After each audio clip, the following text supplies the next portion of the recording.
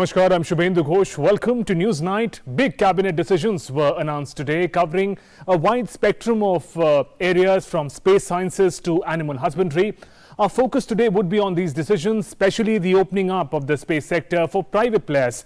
While situation is calming down at the LAC, the politics over the matter continues to simmer as the BJP chief led a stinging attack on the Congress for politicizing the India-China standoff. In the show up ahead, we'll also take stock of the COVID situation in India and the world. Also, Indian contingent marched proudly at the historic Victory Day parade in Russia. All that and more, let's roll the headlines first. Union Cabinet takes key decisions to improve space science by opening up space assets for private sector participation in the entire range of space activities. Newly created In-Space Centre to provide level playing field for private companies to use space infrastructure. Prime Minister Modi lauds the move as yet another step towards making the nation self-reliant and technologically advanced.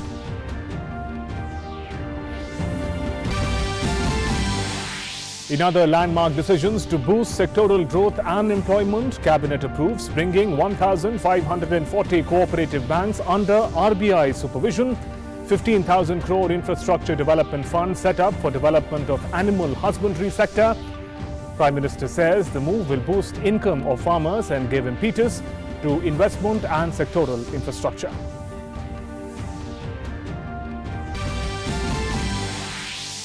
Working mechanism for consultation and coordination on India-China border affairs hold its 15th meeting. Emphasis is laid on both sides to strictly respect and observe the LAC. Both sides agree to maintain communication at diplomatic and military level to resolve the existing situation peacefully. BJP President JP Nadda hits out at the Congress, saying due to misadventures of one dynasty, India lost thousands of square kilometers of land. Says one dynasty's interests are not India's interest, and relaunch of the FAON, the nth time, can wait.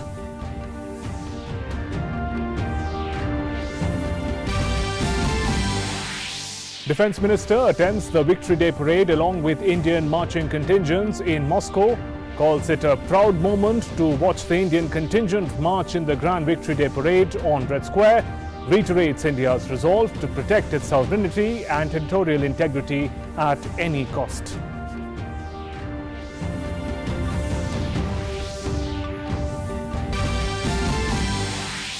Army Chief General M.M. Naravane concludes his two-day Ladakh visit, reviews overall military preparedness on the ground, situation at LAC, commends troops for their high morale and exhorts them to continue working with zeal and enthusiasm.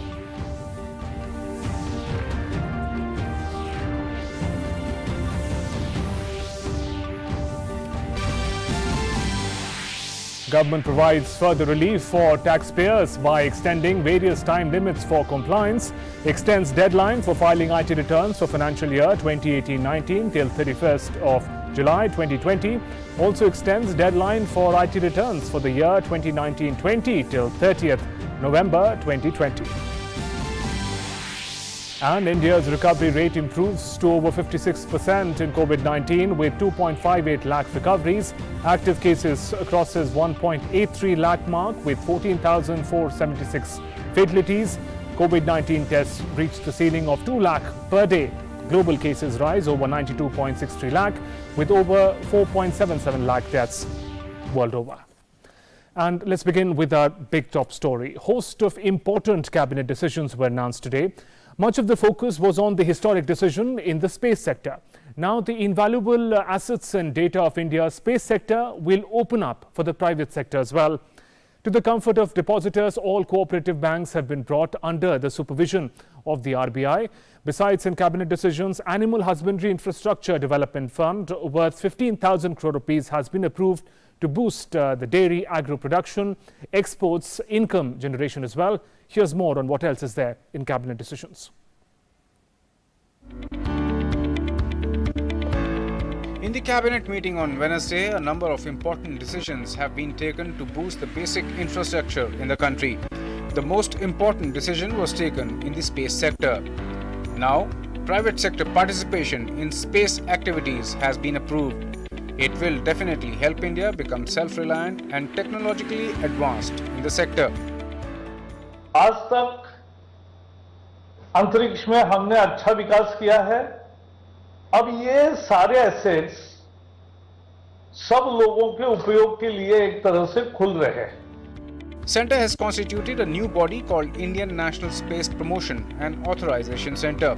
These reforms will help boost employment in the space sector and also aid India emerge as a bigger player in the space arena in the world. नई संस्था एक ही बनी है और वो कोई अलग से साइंटिफिक संस्था नहीं है। इसका नाम ही है Indian National Space Promotion and Authorisation Centre. तो ये सबको जोड़ करके जो भी प्लान्स बनेंगे कैसे चलाने आगे, और अब उसका मैकेनिज्म अभी उसकी रचना हो रही है। Important decisions were also taken with regards to the animal husbandry sector. The Animal Husbandry Infrastructure Development Fund worth 15,000 crore rupees has been approved by the Cabinet. Beneficiaries will be eligible for 3% interest subvention.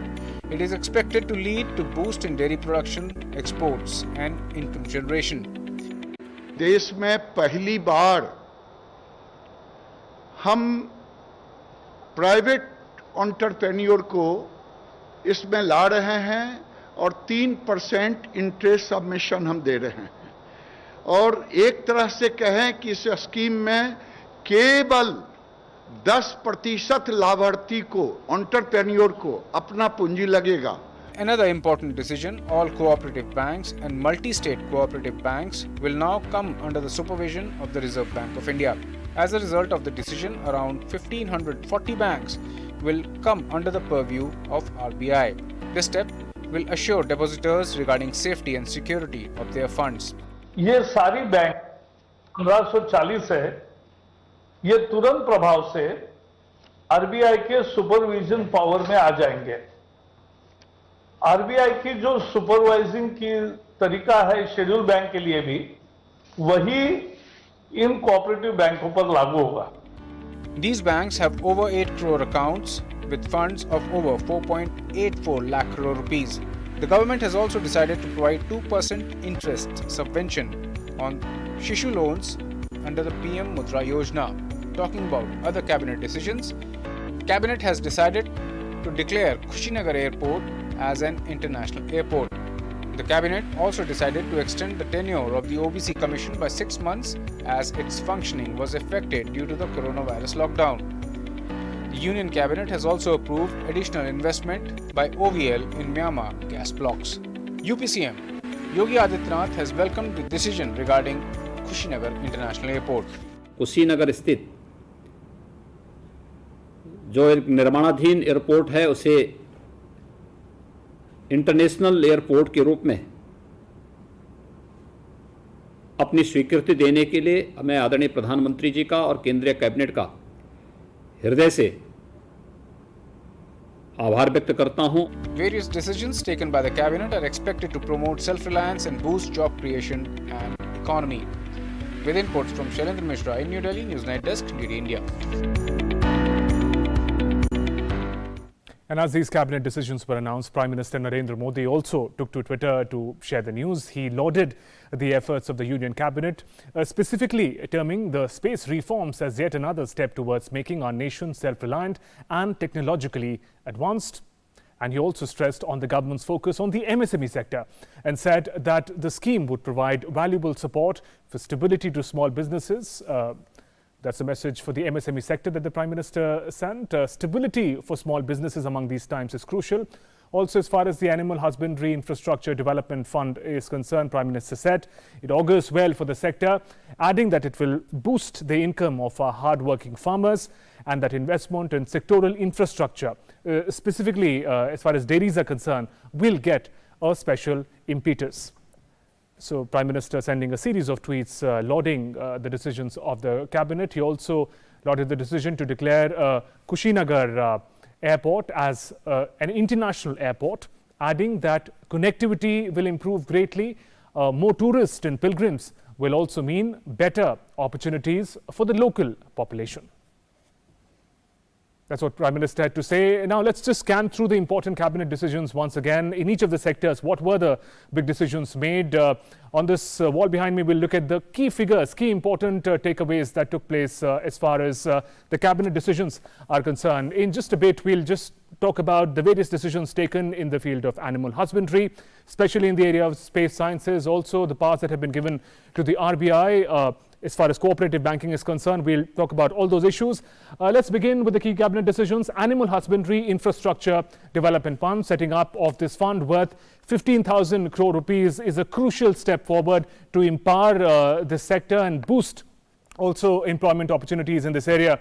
Moving on to the next slide, we'll keep talking about the key takeaways as far as cabinet decisions are concerned.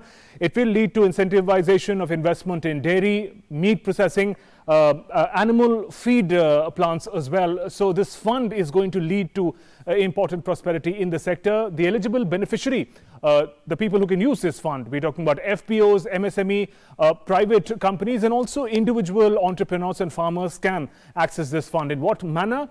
10% margin contribution is to be paid by the entrepreneur, and the rest of the 90% will be accessed from the loan from this fund that has been created. There's also another benefit for the beneficiaries, 3% interest subvention to the eligible beneficiary. That provision is also there in this fund. Also, the way it's going to boost the sector, it's going to lead to more exports, boost the farmers' income as well, in the manner in which they can diversify their occupation, livelihood creation for 35 lakh people. That provision has been highlighted when the press release came of the cabinet decisions. Moving on, RBI supervision of cooperative banks is another big decision taken by the cabinet. All urban cooperative banks will come under the supervision of the RBI, the central bank. It will lead to greater credibility of the cooperative banks. Some 1,540 banks we're talking about, all of them, all these cooperative banks will come now under the purview supervision of the RBI, Reserve Bank of India. Now, what will that lead to? Well, we're talking about over 8 crore accounts if we take all these banks together, with funds of over 4.84 lakh crore. So significant fund of numerous people saved in the cooperative banking. Quite naturally, with RBI supervisor, it will provide comfort to the depositors that their funds, their money is safe in these cooperative banks as well. We know the recent cases of financial issues in cooperative banks. Moving on, interest subvention on Shishu loans, small loans till about 50,000 rupees, they're referred to as Shishu loans. There's a 2% interest subvention for prompt repayment of Shishu loans. So good practices of loan payment on time is also being appreciated. It will apply to Shishu loans under Pradhan Mantri Mudra Yojana. Under this scheme, people who've taken loans, they can avail this benefit. This is an incentive for people who are able to pay their loan EMIs on time. The scheme is for a period of 12 months, as specified in the cabinet decision, and it's going to help particularly small businesses. We know who are affected by the ongoing pandemic of COVID-19. It will help them gather more funds and invest in their work.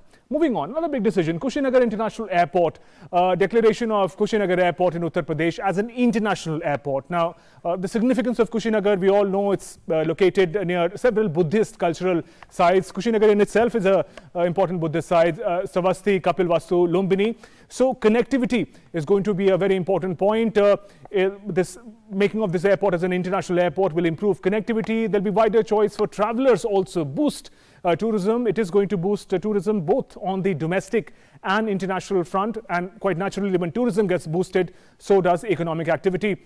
Also, Kushinagar is an important strategic location as well, closer to the international border. So that importance. Now, the most important decision taken today, historic reforms in the space sector. Make India self-reliant and technologically advanced. That's the vision with which the decision has been taken. India to become important player in global space economy.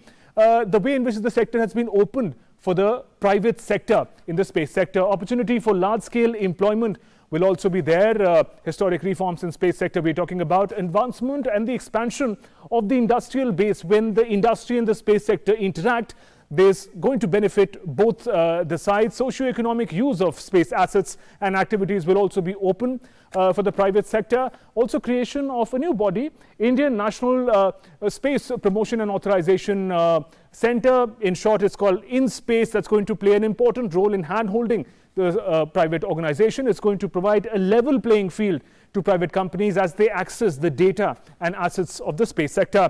Also, the existing enterprise, New Space India Limited, NSIL as we refer to it, is going to ensure that the resources that the space sector has, the enormous resources potential, is going to be utilized appropriately by the private sector. ISRO is going to focus, the premier space agency is going to focus more on research and development activity. We also specified they're going to continue with their space research work. And ambitious planetary exploration missions in the coming days. We could also see the participation of the private sector. So these were some of the highlights of the cabinet decisions taken.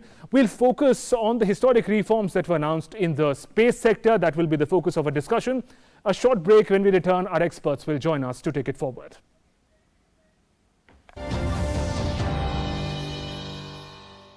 इनमें से एक है आपका detergent और एक फेना, तो कौन सा बेहतर है?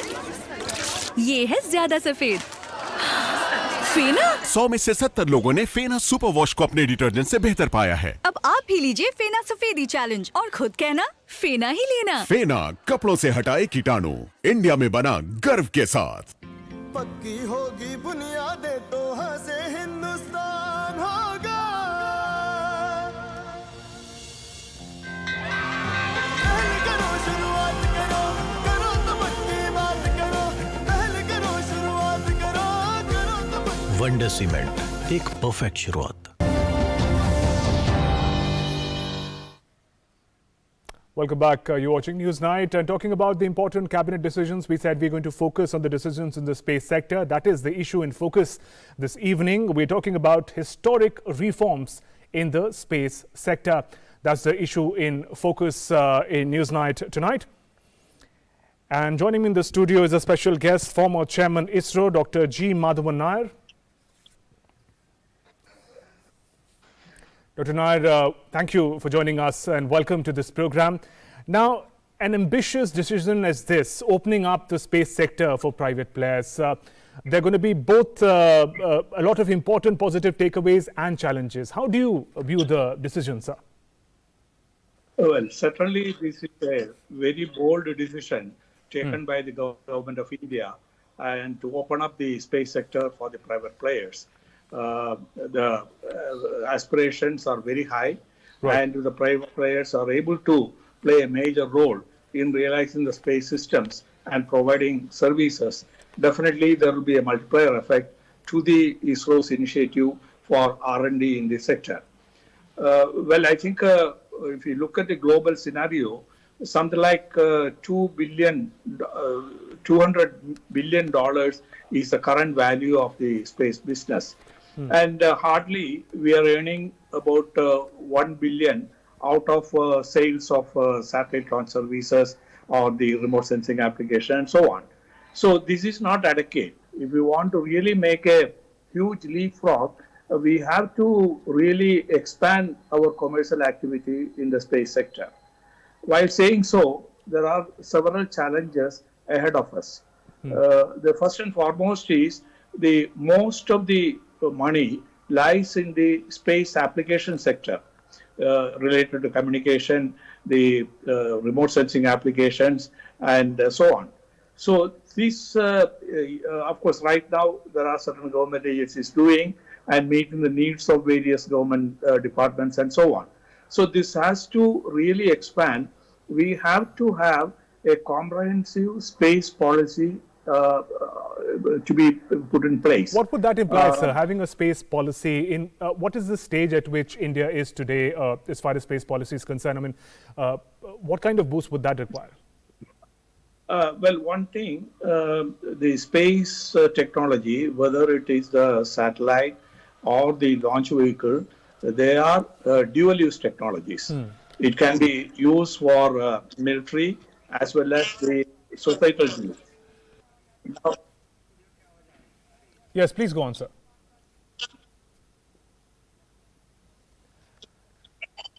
Please go on, sir. We can hear you. I hope you can hear me. Okay. So the dual-use technology is something which is a guarded secret by most of the nations. Now, there is a security aspect involved, there's a safety involved, and the protection of IPR is involved, and so on. Right. So here, India has not evolved a comprehensive policy. But at the same time, yes, we are operating with the SATCOM policy, the satellite communication policy, as well as the remote sensing applications policy, which was evolved somewhere in 2000, which is about 20 years old. World has changed quite a lot. So, first of all, these policies at least has to be revised. When it comes to the development of rockets and launch system, we have to look at various aspects. First of all, the national safety and security. The rocket technology, again, is protected by the government. And if it falls into a wrong hand through a private player, that is going to be disastrous. We have to worry about how we comply with the MTCR regime and so on. So all these points has to be addressed and a proper framework has to be put in place. Then certainly this new initiative can succeed. Right. So we have to start as former ISRO chairman, we are also curious to understand how do we understand the role of ISRO going forward? The minister did mention that they will continue with the work that they're engaging right now, research and development of space missions. But how do you see the role of ISRO getting modified with this opening up of the sector to the private players? Well, I think ISRO certainly is going to benefit more.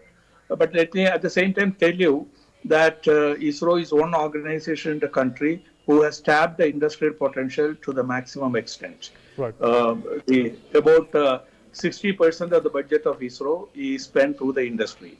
Not only that, without adding even a single manpower, over the 10 years, ISRO's programs are multiplied nearly tenfold. This increase has come only because of the more and more participation from the industry.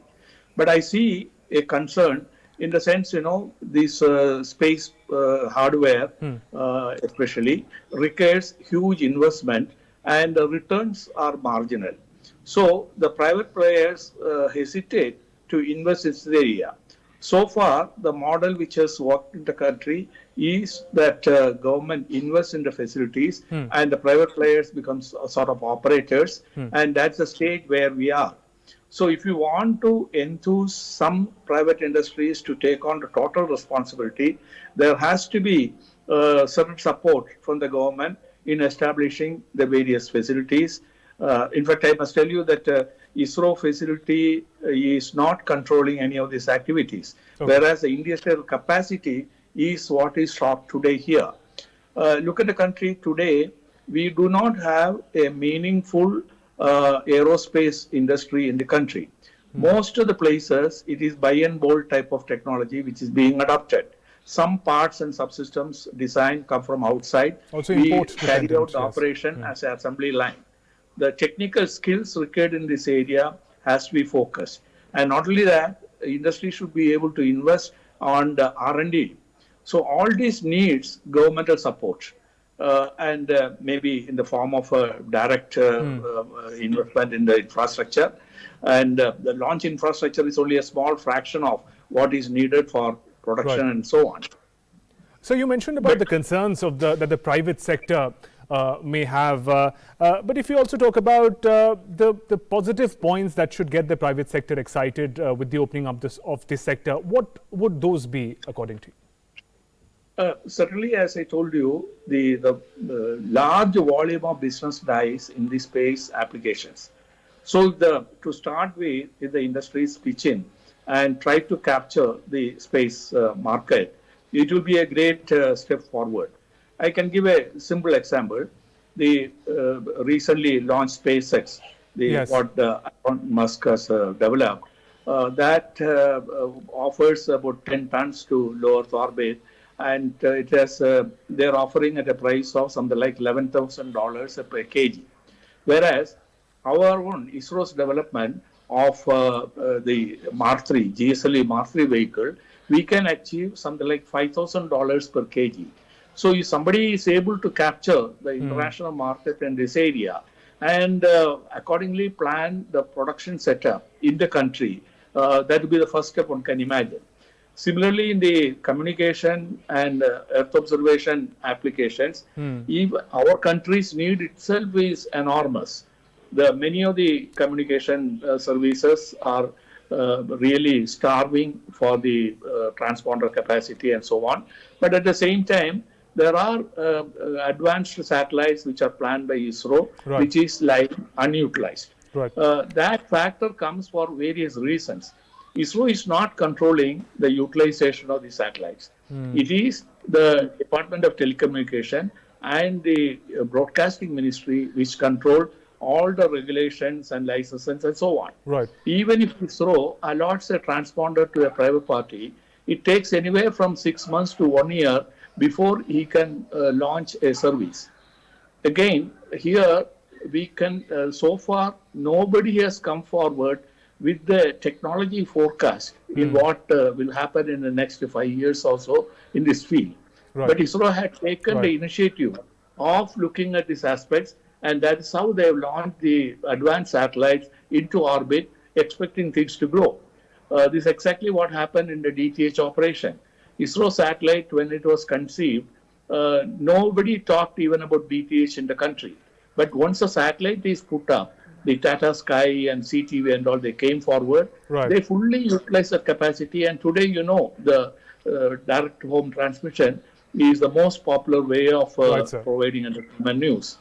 Right. So the private initiative has to come in application of the space resources. Then we can have a very good progress. in this Absolutely, country. sir. Dr. G. Madhavan Nair, thanks very much for joining us in this discussion, telling us about policy and technological interventions that the government must consider in this ambitious step that has been taken forward. Thanks very much for joining us in the program. And taking the discussion forward, we're talking about historic reforms that have been announced in the space sector. Two special guests are joining us now in the discussion. Mr. Ajay Lele, space analyst with IDSA. Also joining us is Mr. A.K. Bhattacharya, editorial director, Business Standard. Welcome to both of you. Thanks for joining us in the program. Mr. Lele, if I can begin with you, ISRO has established India as one of the leading spacefaring nations. How momentous do you see this decision is to open up the space sector for private players? I think it is a very important decision on part of the government. In fact, if you really look at it, there were indications for quite some time now that government really wants to make it a big announcement as far as opening of the space sector is concerned.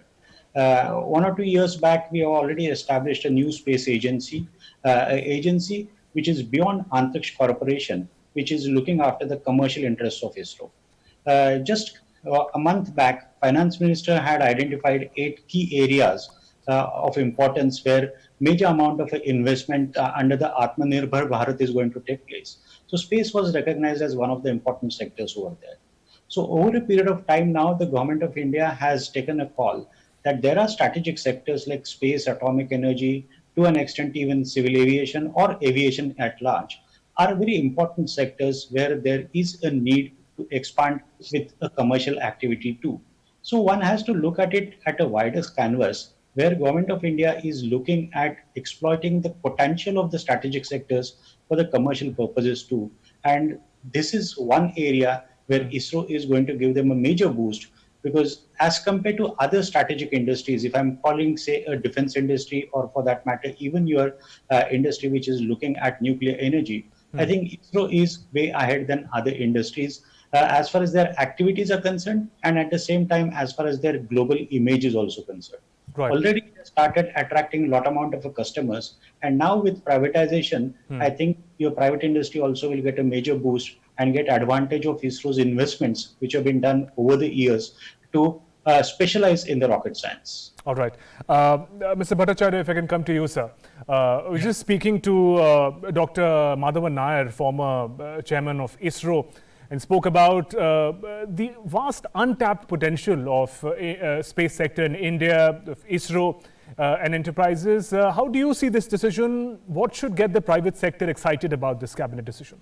Well, the first point that we need to recognize and understand is that this is not a step that is going to sap the energies of the public sector. I think the role of the public sector in space initiatives has not been undermined. On the contrary, it has been given a role of a trigger, of providing a trigger to more space initiatives by taking greater advantage of the private sector. So I think the new body that is being created will actually be used to invite and promote the role of the private sector in space activities. And more importantly, there are large numbers of uses of space technology in industrial activities, economic activities, and a host of other areas. Now, the idea is to use this new structure and invite the private sector to play a more constructive role in taking space technology to more newer areas of economic activities. So I don't see that the role of ISRO is getting diluted. On the contrary, the importance of ISRO is being recognized. Please remember that globally as well as in India, in high technology areas like space or science or atomic energy, it is the state that takes the initiative. And I think that the primary responsibility or the primary role of a state-led initiative in the space thing continues to remain intact. But what has changed now is that this space technology will be used for industrial activities and industrial applications by inviting private sector into this area. Now, there is a subtle change. The shift is that instead of space initiatives addressing the supply side issues, it will address the demand side issues. In a sense that private industry has a lot of demand for use of space technologies in a variety of areas. So we're talking about the expansion of the market and the marketability of India's space services. That is set to expand. That potential is going to be harnessed. Absolutely. Right. Mr. Delhi, if I can come to you, sir. Now, we've been talking about, since these decisions were announced, how the cooperation between SpaceX and NASA took place, a private enterprise and NASA. So are we looking at similar engagements where private sector can collaborate in a greater manner with ISRO and the space sector? I think you got a point over there. I will entirely agree with the previous speaker that the role of ISRO is not at all getting diminished over here. Yeah, certainly. That's what the minister also reiterated. Yeah, please. If you see the model of NASA as well as the SpaceX, there is so much amount of a dependence for the SpaceX or NASA, particularly as far as various testing facilities are concerned, because no private industry can create testing facilities on their own because it requires huge amount of investment. So there is a significant amount of a dependence on NASA by SpaceX. If you really look at SpaceX's recent program where they have sent 2 men to the International Space Station, this is again a NASA supported program. So when years to come, ISRO will have to do a hand-holding, and that's what today's announcement also makes a point. That ISRO needs to do a hand-holding with the industry, because at the end of the day, what industry is going to play with is a rocket science. And it takes years and decades of experience to expertise into that arena. And that in-space center, sir, becomes very critical as far as hand-holding, as you mentioned, is concerned of the private sector too. Exactly. It definitely, you see what is happening is that over a period of time, ISRO's dependence on private industry is as such very significant. But as Mr. Madhavan Nair was pointing out, this dependence is into smaller arenas. The big arenas where we are talking of developing the satellites, designing and building the satellites, the arenas where we want private industry to undertake satellite launchings also. There has been a program where ISRO wants to privatize the PSLV rocket engine also. Because over a period of time, they have achieved a good amount of a command of launching satellites by using that rocket. So now they would like to develop a public-private partnership as far as this technology is concerned. Because at the end of the day, one must understand and appreciate that ISRO is a space research organization. Doing business is not their baby. As far as they are concerned, they are supposed to develop the technology, they are supposed to develop the science. And ISRO's hands are full on the science programs itself. There is an issue of a strategic programs. The private industry cannot participate into strategic programs. We have already established a defense space agency. Their requirements also going to come up. So at this point in time, I think ISRO will concentrate on to science as well as India's strategic program and the private industry will look at the commercial aspects. Right. Mr. Bhattacharya, this public-private partnership that we're looking at, are we looking at a possibility of higher investment now in this sector as it opens up for the private players to utilize the assets and data? Also, the technology utilization is going to be greater. What does this imply for a developing country like India? Investment and tech utilization. You are right. You have asked a very important question. The way I see it unfolding is that ISRO and the new institution that is being created will essentially launch new ideas and new projects wherein the private sector can take part. And the private sector will look at those projects, look at those areas, and that will be, a kind of a trigger for widening that the marketability of those applications, those usages, those schemes. So it will be a public-private partnership with a different kind of, it is not the usual public-private partnership. For example, the satellite program. Right now, there's a huge commercial scope that can be tapped in the satellite market globally. Right now, what is happening is that despite of the excellent work that has been done by ISRO, and since ISRO is not a commercial organization, Indian space initiatives are restricted in their potential for tapping this global market for satellite launches. So if the private sector can be lured into this area with the support of technology and initiatives and the guidance of ISRO and that new body that has been created, in my view, the private sector can probably play a catalyst role in promoting and pushing Indian presence in the satellite launches area. This is just an example. So there will be many other usages, and I'm actually more excited about the use of space technology in industrial applications. We think that the space technology is only about launching a satellite or sending a man on the moon. I don't think so. I think the space technology has a vast array of and it was mentioned from agriculture to smart cities. The application is extensive. The use of private sector will come in a big way, and that may disseminate the use of this technology and spread the use of the technology in wider sectors of the economy.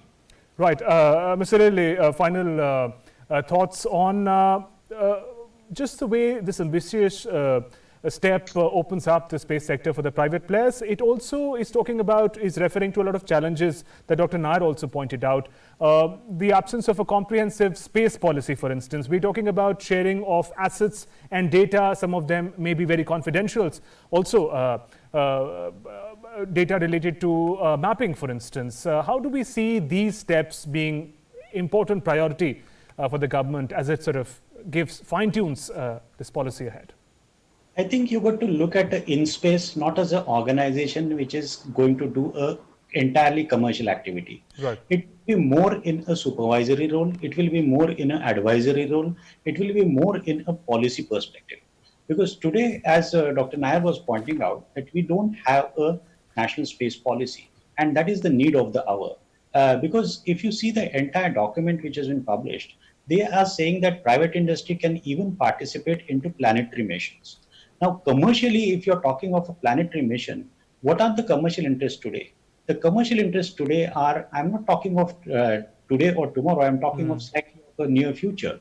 The commercial interests are going to the asteroids. Already countries like USA in the year 2015 have come out with the policies that what a private enterpriser can do if they reach to the asteroid and do certain amount of mining. Now people are looking at resources into various asteroids and other planets. And that's where you require a very comprehensive policy. And I think you're InSpace, basically the organization which has been born as of today, if I may say so, that organization will have to give the policy guidelines to the private sector also. At the same time, it has to do a handholding along with New Space Agency to involve private sector into various arenas, not only satellite launching, satellite development also, building ground infrastructure also. Right. On that note, Mr. Lele, Mr. Bhattacharya, let me thank you both for joining us in this discussion, giving us more insights on this historic reform of opening up the space sector for private players. Thanks very much for joining us. Moving on, India is keeping its defenses up while engaging with China to ensure expeditious de-escalation of the situation in eastern Ladakh after the clash between border troops on the 15th of this month. Now, the 15th meeting of the Working Mechanism for Consultation and Coordination on India-China was held in this regard, while Army Chief General Naravane visited the forward post in the region to get an overview of the preparedness of the troops. Politics over the issue remains heated, the latest being salvos fired by BJP Chief JP Nadda, while he targeted the Gandhi Vadra family for politicizing the issue without taking any names. The BJP has gone on the offensive to counter the questions being raised by the Congress over the clash between Indian and Chinese soldiers in eastern Ladakh. The ruling party has attacked the dynastic politics of the Gandhi Vadra family by delving through the history pages. BJP President JP Nadda has tried to corner the Congress on Twitter without taking any names, saying one royal dynasty and their loyal courtiers have grand delusions of the opposition being about one dynasty. A dynast throws tantrums and his courtiers peddle that fake narrative. Latest one relates to the opposition asking questions to the government. It is the opposition's right to ask questions. The all-party meeting saw healthy deliberations with several opposition leaders giving their valuable inputs. They also fully supported the centre in determining the way ahead. One family was an exception. Any guesses who? The BJP president further rained down more fire on those playing politics over the issue of armed forces, saying a rejected and ejected dynasty is not equal to the entire opposition. One dynasty's interests are not India's interests. Today the nation is united and supportive of our armed forces. This is the time for unity and solidarity. Relaunch of the Sion for the nth time can wait. Referring to a book written by former Foreign Secretary Shyam Saran and a statement given by former UP External Affairs Minister of State E. Ahmed, JP Nadda added, "Due to the misadventures of one dynasty, we lost thousands of square kilometers of our land. The Siachen Glacier was almost gone, and much more. No wonder India has rejected them." BJP spokesperson Sambit Patra also accused the Congress of spreading falsehoods in the country over the India-China issue, questioning it over why is it soft on China. Siachen को पाकिस्तान को देने की सारी बात तय हो चुकी थी, किंतु आज मैं इस प्लेटफॉर्म से आर्मी को साष्टांग प्रणाम करता हूं। भारतीय जनता पार्टी आर्मी को साष्टांग प्रणाम करती है कि डायनास्टी ने, मां बेटे ने, नेहरू गांधी वाड्रा परिवार ने यह तय कर लिया था कि सियाचिन की भूमि भी पाकिस्तान को दे दी जाए, किंतु आर्मी ने इंटरवीन किया, आर्मी ने गुहार लगाई, आर्मी ने इस पे ऑब्जेक्शन दिया और आर्मी के जनरल का नाम भी यहां मौजूद है, आर्मी चीफ जनरल जे सिंह, उनके कहने के पश्चात इस डील को स्क्रैप किया गया। उल्टी लटक गई थी कांग्रेस पार्टी की जमीन देना है। यह महानता है आर्मी की, यह महानता है आर्मी की कि आर्मी ने हमारे जमीन को बचाया। Politics aside, Wednesday saw day 2 of Army Chief General M. Naravane's visit unfolding in eastern Ladakh, where he travelled to forward posts to get an overview of the preparedness levels of the forces in the context of the border clash. India and China in diplomatic talks on Wednesday reaffirmed their commitment to the de-escalation and the disengagement process, which was agreed upon at the Corps Commanders level meet on the 6th of June, and then reiterated their commitment to the de-escalation process. They reaffirmed their commitment to maintaining peace, calm and tranquility along the line of actual control. And ahead of this disengagement process, the Army Chief visited forward locations along the line of actual control on Wednesday. He was in Leh for a 2-day review of the operational preparedness of the army units. He interacted with formation commanders and took stock of the situation. He also interacted with troops and boosted their morale by giving them commendation cards of the Chief of Army Staff for exceptional devotion to duty. On Tuesday, he had met the soldiers who were injured in the violent incident on the 14th and 15th night, who were recovering at the military hospital at Leh, and boosted their morale. With cameraman Sumit Naudyal, Amritpal Singh, DD India, Leh. Let's now take a look at the COVID-19 updates from across the country as they stand. As per the Health and Family Welfare Ministry, the recovery rate of COVID-19 has improved in the country, 56.70%. In India, 258,685 people have been cured so far of the disease. Presently, there are 183,022 active cases across India, and all are under active medical supervision. Meanwhile, Indian Council of Medical Research (ICMR) said that 2,15,195 tests were conducted by various labs for coronavirus in the country in the last 24 hours. So many tests in a day. This is the highest number of tests conducted by labs in a single day.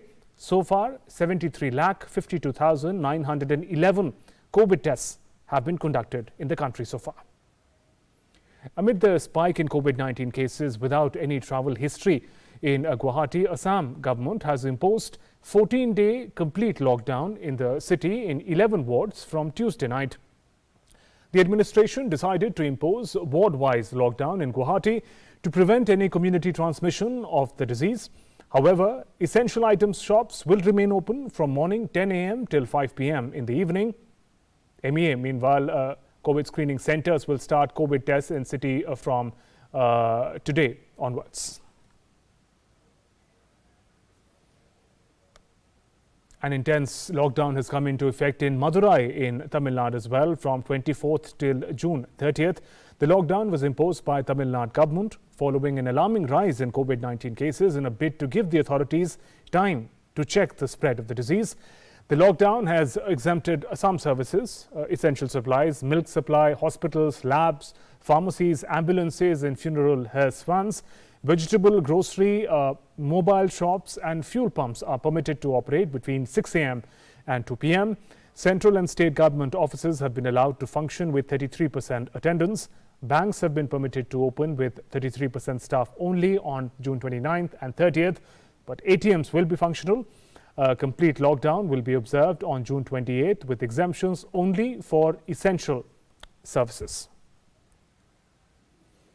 The Ministry of Ayush has asked Patanjali Ayurved Limited to provide at the earliest details like the name and composition of medicines that are being claimed for COVID treatment. Ayush Minister Sripad Yeso Naik said any medicine for COVID-19 has to come to Ayush Ministry for its approval. The ministry has directed the company to stop advertising and publicizing such claims till the issue is duly examined.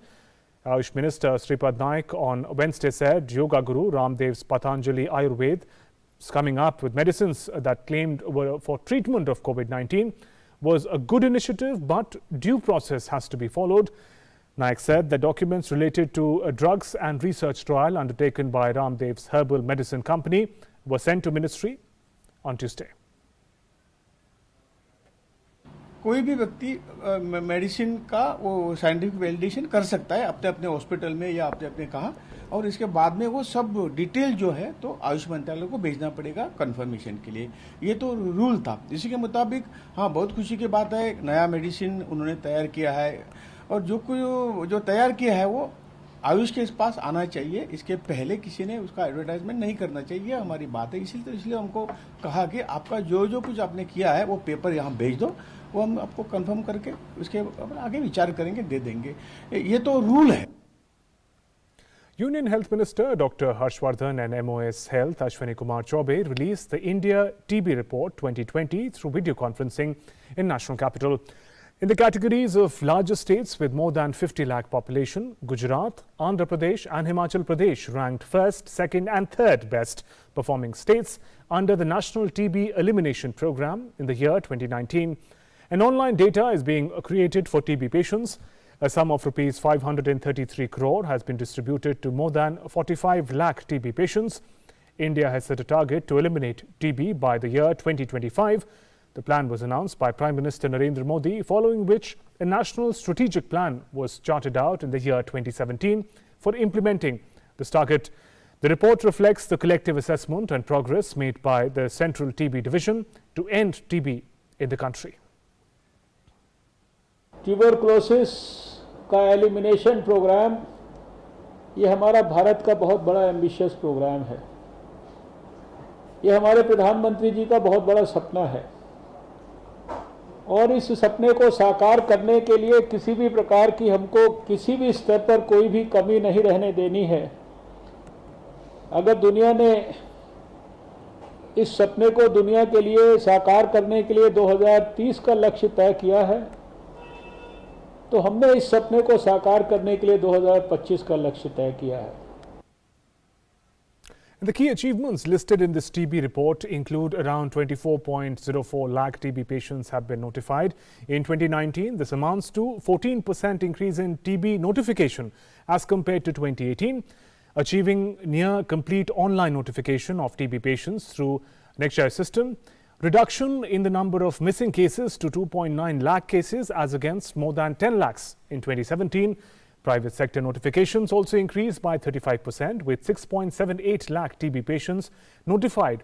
A provision of HIV testing for all notified TB patients increased from 67% in 2018 to 81% in 2019. Due to easy availability of molecular diagnostic, proportion of children diagnosed with TB increased by 8% in 2019 as compared to 6% in 2018. Also, expansion of treatment services has resulted in a 12% improvement in the treatment success rate of notified patients. More than 4.5 lakh DOT centers provide treatment, covering almost every village across India.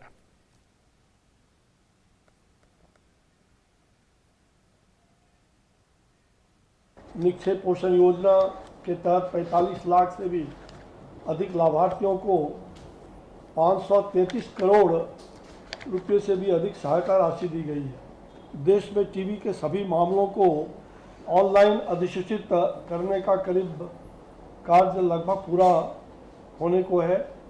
इसमें 23.9 लाख रोगियों को अधिसूचित किया गया है, जिसमें से 6.2 लाख रोगी अकेले निजी क्षेत्र के हैं। इसमें 23.9 लाख रोगियों को जो अधिसूचित किया गया है, उसमें ड्रग रेजिस्टेंट जो टीबी के उपचार के लिए 711 ड्रग रेजिस्टेंट टीबी केंद्रों का संचालन भी किया गया है। That was Union Minister Ashwini Kumar Choube talking about the expansion of the National TB Elimination Program, the key steps taken by the government. Moving on, some other news. In order to provide further relief to taxpayers for making various compliances, the government issued a notification, the salient features of which are as follows. Time for filing of original as well as revised income tax returns for the financial year 2018-19 and assessment year 19-20 has been extended to 31st July 2020. Due date for income tax return for financial year 2019-20 has been extended to 30th November 2020. Hence, the returns of incomes that are required to be filed by 31st of July 2020 and 31st of October 2020 can be filed up to 30th November 2020. Consequently, the date of furnishing tax audit report has also been extended to 31st of October this year. In order to provide relief to small and middle class taxpayers, the date for payment of self-assessment tax in the case of taxpayer whose self-assessment tax liability is up to Rs 1 lakh has also been extended to 30th November 2020. The date for making various investment payment for claiming deductions under different chapters of the IT Act that includes section ATC, LIC, PPF, etc., ATD, which refers to Mediclaim, ATG, donations, etc., has also been further extended to 31st of July 2020. Hence, the investment payment can be made up to 31st of July 2020 for claiming the deduction under these sections for the financial year 2019-20. The date for linking of Aadhaar with PAN has also been extended to 31st of March 2021. That's next year. Now, an important update to tackle the ongoing locust infestation, particularly in the states of Rajasthan, Gujarat and Madhya Pradesh. Government has procured special state-of-the-art micro sprayers from the UK.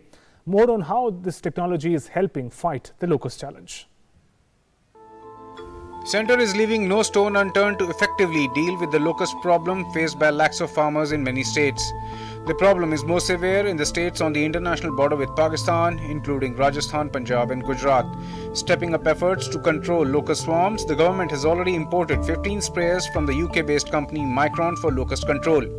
It has placed an order for 60 sprayers and the remaining equipment is also scheduled in due course. Microneer company से जो मशीनें आनी थी UK से वो 15 machine हमारी पहुंच चुकी है और बाकी 15 मशीनें वो नया इस महीने के लास्ट वीक तक पहुंच जाएगी और 30 मशीनें और है वो अगले महीने के फर्स्ट वीक तक पहुंचेगी. This week, a team from the Union Ministry of Agriculture and Family Welfare reached Jaisalmer. In 55 RD at Bandha village near the Jaisalmer city, the team monitored effective treatment of the locust swarm with the deployment of these important machines. Helicopter services have also been secured for another possible locust attack expected in the month of July. The problem is being tackled at the grassroots level this time. मुख्य रूप से है राजस्थान प्रभावित है। मई माह में इसका विस्तार मध्य प्रदेश तक भी आगे बढ़ गया। कुछ एक दो जिले महाराष्ट्र के भी जो मध्य प्रदेश के बॉर्डरिंग है वहाँ प्रभावित हुए, वो सब जगह नियंत्रित किया जा रहा है। यहाँ पे टिड्डी नियंत्रण पे कार्य चल रहा है। कृषि विभाग और भारत सरकार का लोकस्ट वार्निंग ऑर्गेनाइजेशन के अधिकारी कर्मचारी सारे यहाँ पे उपलब्ध हैं। Farmers in Rajasthan are all praised for the efforts by the center. टिड्डियाँ बहुत भयंकर, बहुत बड़े दल के रूप में आई है। इसके लिए किसानों ने बहुत बड़ा अच्छा सहयोग रहा और अधिकारियों का भी बहुत बड़ा अच्छा सहयोग रहा। जो टिड्डी आई है, ये जो है टिड्डी नियंत्रण, ये जल्दी हमारे यहाँ आए, इसने टिड्डी को ख़त्म किया है। यहाँ पे सूचना पर गाड़ियाँ पहुँची है, नए ड्रोन आए, नई गाड़ियाँ और टिड्डी को कंट्रोल की है। Swarms of locusts are currently active in Jaisalmer, Barmer, Jodhpur, Bikaner, Sri Ganganagar, Jaipur, Nagaur and Ajmer districts of Rajasthan, Panna district of Madhya Pradesh and Lalitpur district of Uttar Pradesh. Drones are being explored for effective control of locusts in inaccessible areas and on top of tall trees. Already 5 companies have started work in many areas in Rajasthan. So far, the government has said that it has taken measures to control locust swarms in 1.14 lakh hectare area in 7 states, out of which the control operation is in full swing, mainly in Rajasthan, Gujarat and Madhya Pradesh. With inputs from Pawan Singh Faujdar from Jaisalmer and OP Yadav from Delhi, Newsnight Desk, DD India.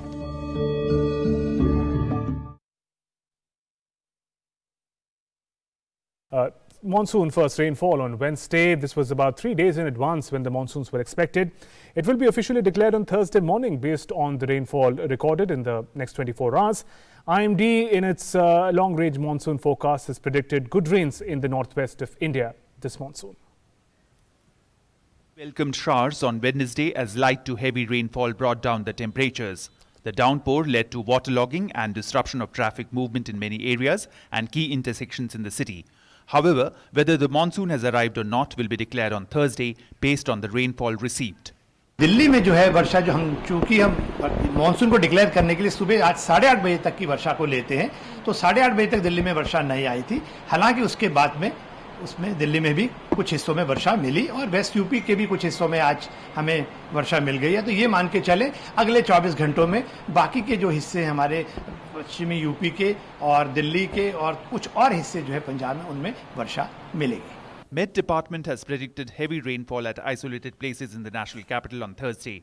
According to weather experts, the arrival of the monsoon in Delhi earlier than usual can be attributed to a cyclonic circulation which moved towards southwest Uttar Pradesh on June 19th and June 20th, helping the monsoon advance further. Meanwhile, IMD in its long-range monsoon forecast has predicted Meanwhile, IMD in its long-range monsoon forecast has predicted good rains in northwest India this monsoon. Bureau Report, DD India. And the historic Victory Day parade is being held at Moscow, Russia's Red Square to commemorate 75th anniversary of victory in the Second World War. The parade is organized to honor the heroism and sacrifices made by Russian and the other friendly nations. Raksha Mantri Rajnath Singh is representing India at the Victory Day parade. Military personnel from 13 countries are participating in the Victory Day parade. Julia Chapman sent this update from the parade.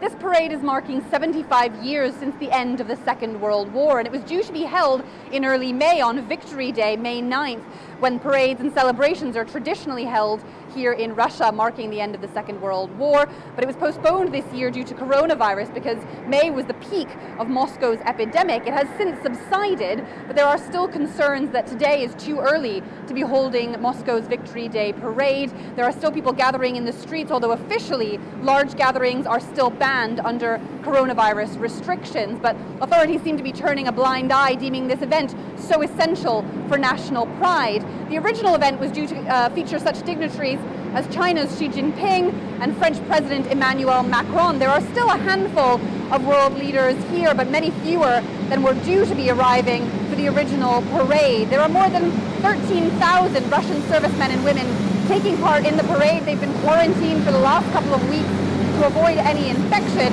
And the veterans that have been gathering on Red Square meeting President Vladimir Putin also had to go into quarantine for the last 2 weeks for their safety.